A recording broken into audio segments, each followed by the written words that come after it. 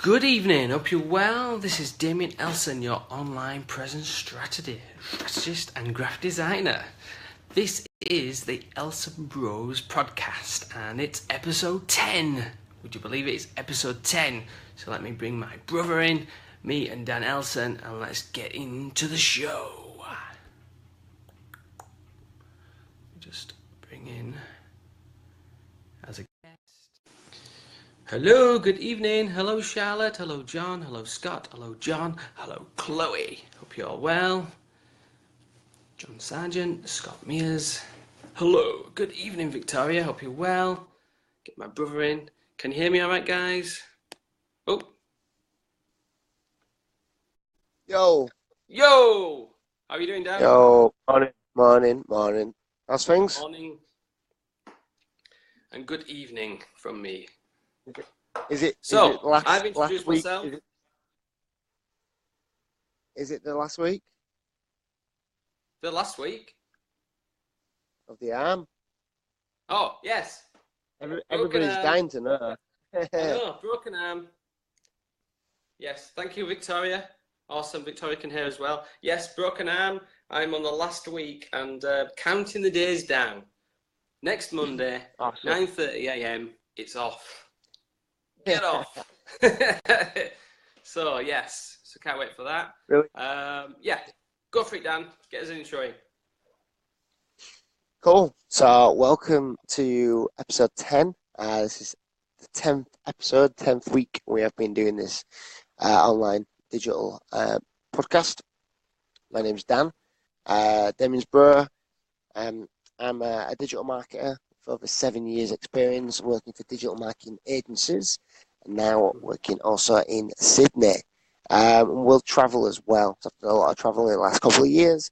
So all about the digital nomad lifestyle and all about helping small to medium-sized businesses take advantage of online marketing and get the most out of it and grow their businesses. Yep. Cool. Brilliant. And I think I'd like to add actually that the reason behind these podcasts is that me and Dan we kept like almost talking to each other through Messenger and obviously before you're traveling and stuff like that. And there were just evenings where we just talked to each other about lots of different things. And it was almost like, wait a minute here, a lot of this stuff that we're talking about is going to be valuable to people online. So that's the reason why we're doing these podcasts. So I just thought I'd have a bit of a recap on the reason why we're doing it, Dan, because it's episode 10, which is, we've been doing it for 10 weeks now, and it's going really well. The fact that, we're helping people actually grow their businesses still as a team now. So as ELSON Bros Agency, we've started to help a few clients within these, 10 episodes we've done. So it's going well. The fact that we're giving all this value out for free every week, but the fact then people are wanting more from what we know. So So anyway, what we're doing is we're going to get into Facebook and how to generate customers from Facebook. Obviously, we've got both experience within marketing, within online and stuff like that. So, but there's certain elements that I think people just take for granted and just think that they're on Facebook. Oh, but I'm on Facebook. But, so they almost think that they're waving that magic wand to say, yeah, I'm here. But technically you're not here because you're not doing anything about it. So my advice to people is, especially if it's your business, you have to be on daily on Facebook. You've got to be constantly on it. And I just feel that a lot of people they like to say that they don't have time, that kind of thing. And yeah, they've got the business to run. So it's almost like a catch-22 for people. But then there's me and Dan here that actually we're helping people grow their businesses because we're taking that on board, if you like. We're taking what they still need to grow even further. We've had several clients already that have come in and we've actually done an audit. So I don't know whether you want to go into a little bit of this audit, Dan, or do you want to go into a bit more in depth, a little bit about maybe, this kind of generating customers on Facebook, or just mention what you think?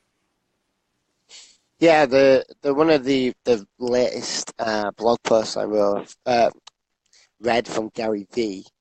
The opening line was kind of, if you're not writing or making content for the top like Yeah. 6 or 7 social media channels for your business, then you're missing out and you're not in Yeah. the game. Yeah. And that highlights, what we wanted to speak about today, I think, because, there's like I said, the argument always is, I don't have much time or blah, blah, blah, blah. But if you want to be in this place, you want to operate in this space and against your competitors, then you need to know what you're doing. And that doesn't mean that you need to write different content or produce different content for different channels. But you got to understand that different channels work differently. So different social channels work differently. However, that's not to say that you can't use the content across them all.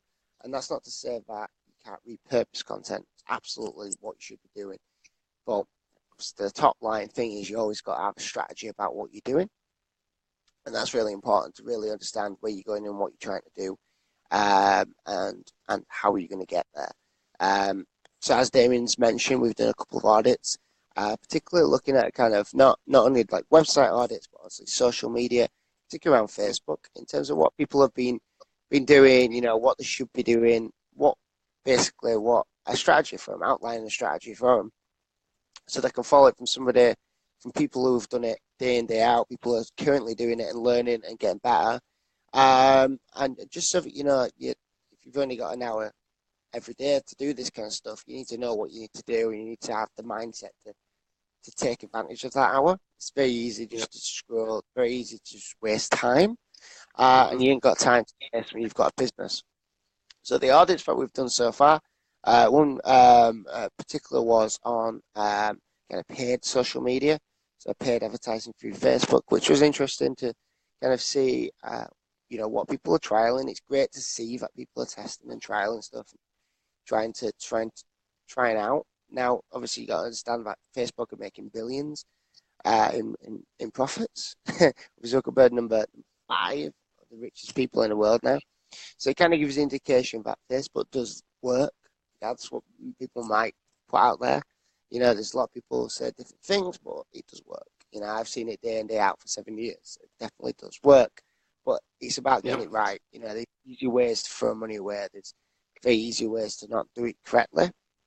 And sometimes you just need the help, the guidance. You've got to be producing good content, video, imagery, taking advantage of the different formats Facebook now offer, Canvas, etc. And most of the time, you do need somebody who knows really what they're doing from a design, social kind of production point of view. And again, that's something that we look at and we can offer. With Damien's experience in graphic design and web design, that's core fundamental. It's not all about getting your advert right. It's all about using the right copy. It's all about using the right images. It's all about using the right formats for the right thing. So it's a fascinating world. It's a very difficult world. But you've got to make sure that you have a plan and an action of exactly what you do. So yeah, the audit that we did were interesting because, or the couple of audits that we've done was very interesting because you get to see the same patterns and you get to help people understand kind of, look, we're wasting money doing this. It is a waste of money. Do this instead. So one particular one that we noticed quite a lot is boosting posts. So yeah, unfortunately, Facebook now organic posts reach about 2% of your followers. So let's face it, even if you've got 50,000 people on your fan page, you're reaching 1 to 2% with your organic posts. It's not a lot. If people don't interact with it straight away, then Facebook pretty much pushes it down even further. That's why last week we talked about Facebook Live, particular stuff like this, because it works really well. Facebook are technically giving you free promotion, they're giving you free paid push to the top. I've noticed it very recently. I'm even seeing people that I've not seen my newsfeed for years, and brands that I follow who are now doing Facebook Live and straight to the top. So it's an interesting world that we live in. You got to take advantage of it while you can. So go back to the podcast 9 last week. My YouTube channel, Damien's YouTube channel, also on his page, and check that podcast out because that was really interesting live. So yeah, it's an interesting thing. Like I say, keep away from stuff like Boost because all it's doing is showing it to people that like it, which, yeah, can work, I suppose, but what you try to get out of that. So always think about end goal. What is your objective? Why Yeah. are you doing it? So So I think that's what so, I would yeah. say is, what I'm going to say is that there's different ways of approaching your customers and your audience on Facebook. Not just the fact that, yeah, I've got a page for my business, and yeah, I might be putting a bit of content on there, and it's not getting the reach or even getting any comments on it. What am I doing wrong, kind of thing. There's different ways on Facebook, not just creating content or posts just for your page. You know, there's other strategies that can be approached, and it's very simple. The fact that, you know, there's not just this is what I mean. I had a client on the phone the other day, and it was just kind of she was asking, you know, what else can I do almost, and I just says, look, you know, there's different aspects to Facebook. There's groups, there's obviously your page, but there's groups, there's actually a personal profile. Now, a lot of people are afraid to use the personal profile, Dan. This is my experience from clients who've had it in the past. They're afraid to use their own personal profile for the business. Yeah, I get it with the friends and the family and stuff like that, but there's nothing to say that to create another profile on Facebook solely for your business. Now, I recommend that because I've got it done twice with both businesses I've got, and that works as a strategy. So that's just a little inkling of what can be achieved with Facebook. Again, that's simple to say and simple to share out, but you know, you've still got to be creative with your posts, and you've still got to be consistent with that content, putting it out there. So again, that's what we can help in terms of that, me and Dan. So I've just seen there, but Victoria's got a question. So let's see if we can address that question, Dan. Because I know you haven't got a lot of time tonight or your morning. So let's try and hopefully address some people's comments as well. And I'm just going to say, hey, hi Holly, and thank you everyone else for coming in so far. So Victoria's got, does using the same content across Facebook, Twitter, and Instagram work or not? Now that's almost like a super opened up question. Does it work or not? Well, I can answer yes, it does work. You know, it works in terms of does using the same content across Facebook, Twitter, and Instagram work or not? Yes, it does, but you've also got to have in your back of your mind, you know, that on each of those platforms, the audience is different. So they're expecting different ways of you communicating with them. So don't just think, oh yeah, I'll just use Hootsuite and fly all that content that way, because it's not going to work. You know, Instagram have got certain elements to them where using hashtags. Twitter have got a similar thing, but then it's a different communication tool, Twitter, than any of the rest of the social media. And then Facebook, well, that's on its own as well. So I don't know what you think, Dan. That's quite a simple question, a simple answer from me, hopefully.